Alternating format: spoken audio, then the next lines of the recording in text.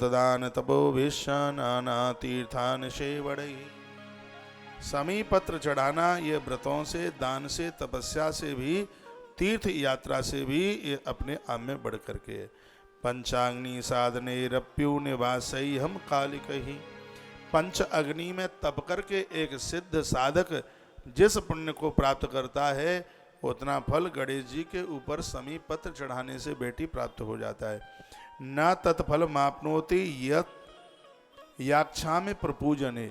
सर्व प्रकार का पूजन करने से भी उतना पुण्य प्राप्त नहीं होता जितना के शंकर और गणेश के ऊपर समी पत्र चढ़ाने से जितना फल प्राप्त होता है।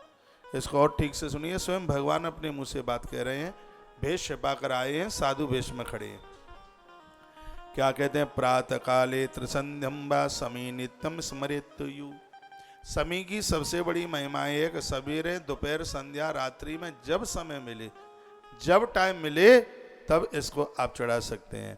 प्रातः काले त्रिसंध्यम वा समीयम नित्यम स्मृतेतु। या संध्या को, सुबह, दोपहर, रात्रि को जब जैसे आपको समय मिलता है, टाइम मिलता है, तब आप चढ़ाइए। बंदये चरदापि भक्तानाम समन्वतः।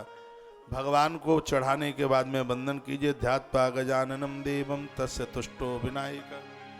भगवान गजानंद अति प्रसन्न हो जाएंगे। ददाति वांछितान्नार्थे मोक्षमयान संशय।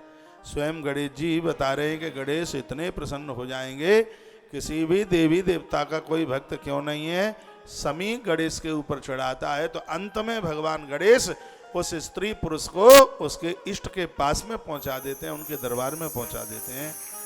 यह समी पत्र की भैया इतनी बड़ी महिमा है।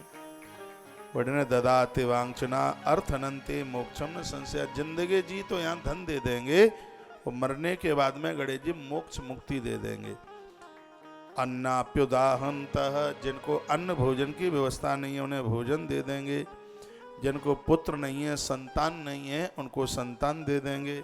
जिनको परिवार छूट गया है उनको परिवार दे देंगे। ऐसा स्वयं बोले हैं, स्वयं भगवान बोले। नारदस्य च संवादम शक्रस्य च महात्मना। यही बात एक बार देवराज इंद्र को देवर्षि नारद जी ने बताई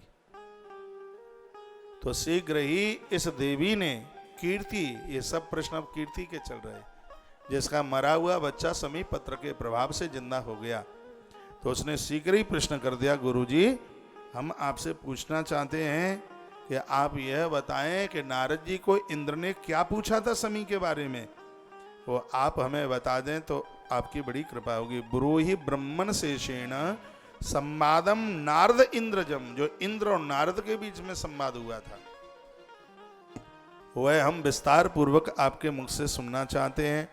श्रुत्वा तम संशयम त्वक्त्वाहा।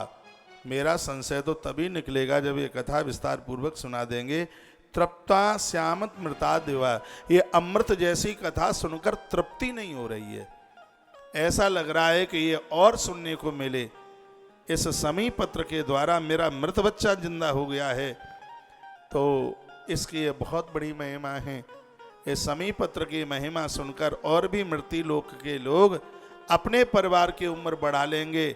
इसलिए हे महात्मन, आपके चरणों में मेरी प्रार्थना है कि इस कथा को विस्तार पूर्वक सुना दें।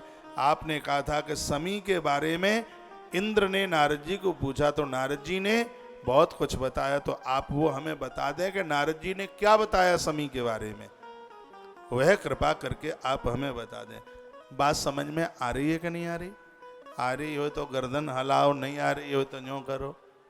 आ रही है, धन्यवाद।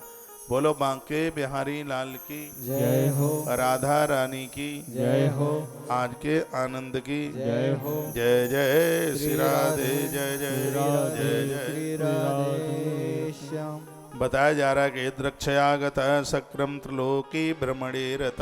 एक दिन सब जगह भ्रमण करने वाले नारद जी इंद्र के लोक में पहुंच गए। देवराज इंद्र ने बड़ा आदर किया। शक्रस्तंभ पर पूज्यैव प्रक्षैरावचेष्टितम। पूजन किया, वंदन किया, प्रणाम किया, बैठने को जगह दी, भोजन इत्यादि गिराया। यदा नारदो धीमांत सुडोद्दम या महामुनि। हे मुनीश्वर, हे महात्मा, आपसे हम प्रार्थना करना चाहते हैं कि इस धरती पर सबके ऊपर देव कौन है जो सबको चला रहा है। नारद जी ने कहा ये भी कोई पूछने की जरूरत है क्या, सबसे पहले जिसकी पूजा की जाती है सर्वे सर्वा वही देव है। कहा सबसे पहले तो गणेश की पूजा होती है। नारद जी ने कहा तो फिर सही है ना, सबसे ज्यादा प्रभाव भगवान गजानंद का है। इंद्र ने पूछा कि गणेश जी सबसे पहले काय से प्रसन्न हो जाते हैं। तब नारद जी कहने लगे कि वो समी से प्रसन्न